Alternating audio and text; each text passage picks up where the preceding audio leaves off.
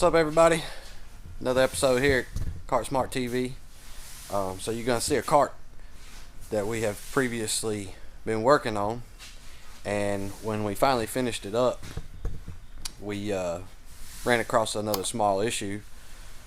What it was is that the brake would not lock and stay locked. It would just bounce back and forth. So what I done was pulled all the pedal assembly out here, and then I had to remove the gas pedal side of this because the part that actually makes the brake lock is attached to this area here, and this is our part. Now I know that there are some videos out there that show this piece and sometimes what's wrong, but ours is a little different because normally this here is what's worn out, and that's your pin that keeps it locked down. But ours, we have found that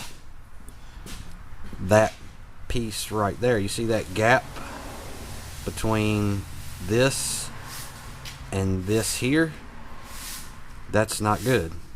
So what's happened here is someone along the way had actually pressed the brake way too hard, and it bent this little stop right here. What that does is that holds pressure against our pin area so that it will actually stay locked in to your locking mechanism here. As you can see, the little dog here, that when you push down the latch on the pedal itself, the dog will grab these teeth on this gear here, it spins it around, and then it locks onto this piece here. But ours was so far away because of that bent tab right there, it was so far away that it would never catch and grab and stay locked. So this is a different type of failure on this piece here. So if you're having these issues, you might want to just check and see if this tab is still up against the actual pin mechanism here nice and tight, or you could have a wore out locking pin there. So just keep that in mind when you're having these issues with a not locking brake problem. Alright guys, so here's our new brake pawl. You can see how the tab there is pretty much straight up against the bottom of the pawl, keeping the pressure there. And then you see the fan or the teeth there, fan looking thing. That's your where it attaches to the pedal itself. We're just gonna attach right there to the gas pedal side, and then you just tighten it back down, get it all put back together, get your cable, your throttle cable put back on, and then you're gonna put the whole mechanism back in the floor, plug back in your G-core, get your brake rod and adjustment all back attached, and then should be able to lock it down, and it holds steel on the heel. So I'm gonna get this thing installed and be right. Alright, there it is, put back on the pedal. Now we're gonna get the pedal assembly put back on the floor assembly. Okay, alright, so here we have the pedal assembly back in. Got these 4 screws that reattach it back to the whole assembly here. Now it's time to get it laid in back in the floor, get the G-core hooked up, get your throttle cable hooked up, and then you put your bolts back in, mat back down, cover back on, and that'll be done. So stick with me.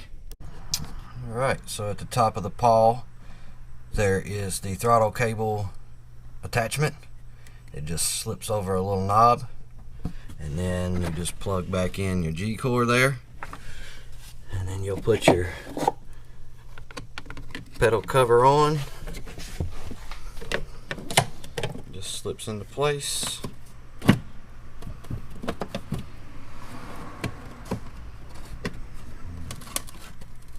That pops into place up front. There it is. There's the other one. And then, as I said, 2 bolts here, 2 bolts that side, cover on, and then you put your mat back across, and you're done. And this one has a brake light on it, so we will reattach it when we put the brakes back on, and that'll be operational as well. There's our brake adjustment area put back together, adjusted up properly, the brake light switch put back on. These aren't very common anymore to use. Most everybody goes with the pedal that has the pad that is now for the brake light switch when you put your foot on the brakes, but it works, so this cart's got it on it and we're just going to leave it there. Again, now it's time to put the cover back on.